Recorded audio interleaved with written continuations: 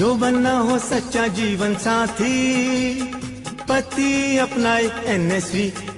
हमारी 2 बेटियां हैं, हम चाहते हैं कि उनका भविष्य सुनहरा हो, इसलिए हमने फैसला लिया है कि आगे बच्चे नहीं होने चाहिए। मैंने जिम्मेदार पति होने का फर्ज निभाया और NSV को अपनाया। 10 मिनट में बिना चीर फाड़ के सरल सा उपाय और आधे घंटे बाद घर। खुराक और दिहाड़ी की भरपाई के लिए 1100 रूपए तुरंत मिल गए थे। न कोई कमजोरी और पत्नी का पूरा प्यार भी। क्यों जी? हटो जी। वही है सच्चा जीवन साथी जो पति अपनाए NSV।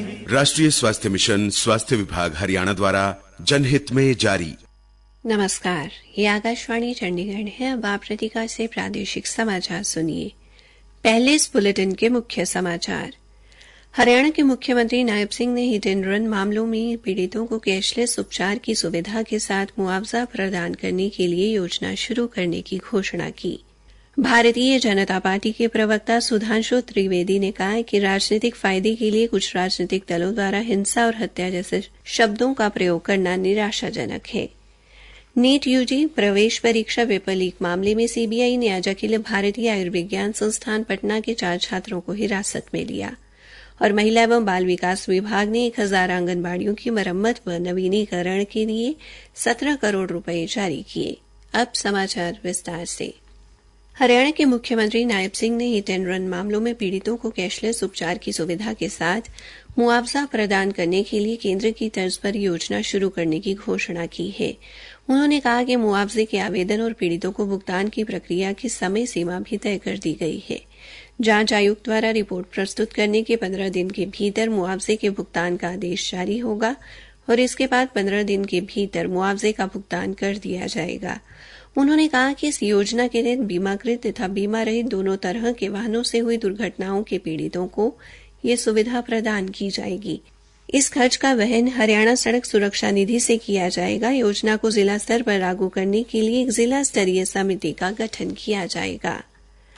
हरियाणा के मुख्यमंत्री नायब सिंह ने किसानों व छोटे व्यापारियों की मिट्टी निपटान से संबंधित समस्याओं के समाधान के लिए खनन व भू विज्ञान विभाग का पोर्टल जारी किया है। अब किसान व छोटे व्यापारी घर बैठे ही मिट्टी के प्रयोग से संबंधित परमिट ऑनलाइन प्राप्त कर सकेंगे। इससे गांव के रेहड़ा व बुग्गी वाले किसानों को भी बड़ी राहत मिलेगी। मुख्यमंत्री ने कहा कि इससे मिट्टी से संबंधित विभागीय अनुमति व जटिल प्रक्रिया से छुटकारा होगा। उन्होंने कहा कि किसान व छोटे व्यापारी अगले 2 माह तक ऑनलाइन प्रक्रिया के साथ साथ ऑफलाइन माध्यम से भी संबंधित खनन अधिकारी के पास जाकर अनापत्ति प्रमाण पत्र प्राप्त कर सकते हैं। अब किसान मिट्टी भरत के कार्य के लिए भी इस पोर्टल के माध्यम से अनापत्ति प्रमाण पत्र प्राप्त कर सकेंगे। इसके लिए उन्हें किसी प्रकार का कोई शुल्क नहीं देना पड़ेगा। अभी जो 200 रुपए की परमिट फीस देनी पड़ती थी वो भी अब समाप्त कर दी गई है। भारतीय जनता पार्टी के प्रवक्ता सुधांशु त्रिवेदी ने कहा है कि राजनीतिक फायदे के लिए कुछ राजनीतिक दलों द्वारा हिंसा और हत्या जैसे शब्दों का प्रयोग करना निराशाजनक है। नई दिल्ली में आज संवाददाता सम्मेलन में श्री त्रिवेदी ने पूर्व IPS अधिकारी के लेख का जिक्र किया, जिसमें नकारात्मक माहौल, सुरक्षा गतिविधियों तथा इनके भारत पर प्रभाव की ओर ध्यान आकृष्ट किया गया है। उन्होंने कहा कि जापान के पूर्व प्रधानमंत्री पर जानलेवा हमला और अमेरिका के पूर्व राष्ट्रपति डोनाल्ड ट्रंप पर हाल ही के हमले से स्थिति की गंभीरता का पता चलता है। श्री त्रिवेदी ने कहा कि यह दुर्भाग्यपूर्ण और चिंता का विषय है कि प्रधानमंत्री नरेंद्र मोदी के लिए हिंसा भड़काने वाले शब्दों और भाषा का इस्तेमाल किया जा रहा है। उन्होंने आरोप लगाया कि विपक्ष के नेता राहुल गांधी ने कई बार श्री मोदी के लिए अपमानजनक शब्दों का इस्तेमाल किया है। हरियाणा में 580 पंचायतें टीबी मुक्त हो गई हैं। ये प्रदेश में प्रधानमंत्री टीबी मुक्त भारत अभियान के तहत चलाए गए टीबी मुक्त पंचायत कार्यक्रम से संभव हुआ है। इस समय प्रदेश में तपेदी के 44,241 मरीज हैं। ये जानकारी प्रधानमंत्री टीबी मुक्त भारत अभियान के राष्ट्रीय सलाहकार डॉ धर्मा राव ने आज हरियाणा के राज्यपाल बंडारू दत्तात्रेय को दी। डॉ धर्मा राव ने बताया कि हरियाणा के 6,157 लोग इस अभियान से निक्षय मित्र के तौर पर जुड़े हुए हैं, जिसमें से 3,635 लोग सक्रिय रूप से कार्य कर रहे हैं। राज्यपाल स्वयं इस अभियान के साथ निक्षय मित्र के तौर पर जुड़े हैं। राज्यपाल ने डॉ धर्मा राव के नेतृत्व में उनसे मिलने आए प्रधानमंत्री टीबी मुक्त भारत अभियान के अधिकारियों द्वारा किए जा रहे कार्यों की सराहना की और उन्हें सम्मानित भी किया। उन्होंने अधिकारियों से कहा कि वे ग्रामीण क्षेत्र में विशेषकर महिलाओं में तपेदिक के प्रति जागरूकता लाने के लिए अधिक से अधिक कार्य करें। राज्यपाल ने सभी संस्थाओं व समाज के प्रबुद्ध वर्ग के लोगों से अपील की कि वे टीबी मुक्त भारत अभियान से जुड़कर जनसेवा में भागीदार बने और ज्यादा से ज्यादा तपेदिक पीड़ितों को गोद लें। प्रादेशिक समाचार आकाशवाणी चंडीगढ़ से प्रसारित किए जा रहे हैं।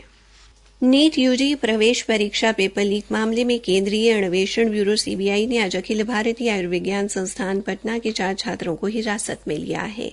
पटना में एम्स के कार्यकारी निदेशक डॉक्टर जी.के. पाल ने कहा कि जिन छात्रों को हिरासत में लिया गया है वे एमबीबीएस पाठ्यक्रम के दूसरे और तीसरे वर्ष के छात्र हैं। उन्होंने कहा कि सीबीआई ने इन छात्रों के लैपटॉप भी जब्त कर लिए हैं और उनके कमरे सील कर दिए गए हैं। इन छात्रों से सीबीआई पूछताछ कर रही है। सर्वोच्च न्यायालय ने नीट यूजी परीक्षा में हाजिर होने वाले छात्रों के अंक सार्वजनिक करने का अंतरिम आदेश दिया है। उच्चतम न्यायालय ने कहा है कि ये ध्यान रखा जाए कि किसी छात्र की पहचान उजागर न हो। इससे पारदर्शिता जरूर मिलेगी और छात्रों को ये भी पता चलेगा कि किस परीक्षा केंद्र से किस तरह के परिणाम आए हैं। नतीजा शनिवार दोपहर 12 बजे तक सार्वजनिक करने को कहा गया है। इससे पहले उच्चतम न्यायालय ने सुबह 40 से अधिक याचिकाओं की सुनवाई करते हुए कहा कि दोबारा परीक्षा ठोस वजह से होनी चाहिए, वरना इससे पूरी परीक्षा की शुचिता प्रभावित होगी। हरियाणा के महिला एवं बाल विकास मंत्री असीम गोयल ने कहा है कि कई गांवों में नए आंगनबाड़ी भवनों का निर्माण किया जाएगा और जहां जरूरत होगी वहां आंगनबाड़ी भवनों की मरम्मत की जाएगी। उन्होंने बताया कि प्रथम चरण में 1000 आंगनबाड़ियों के भवनों की मरम्मत और नवीनीकरण के लिए 17 करोड़ रुपए विकास एवं पंचायत विभाग को जारी कर दिए गए हैं। विभाग को तुरंत काम शुरू करने और इसे समय सीमा के भीतर पूरा करने के लिए कहा गया है। उन्होंने बताया कि भविष्य में जहां आंगनबाड़ियों के मौजूदा बुनियादी ढांचे को मजबूत किया जाएगा, वहां आंगनबाड़ियों की नई इमारतों में पंजीरी संयंत्र लगाए जाएंगे। इनके अलावा अंबाला में बहुउद्देशीय विभागीय भवन का निर्माण भी किया जाएगा।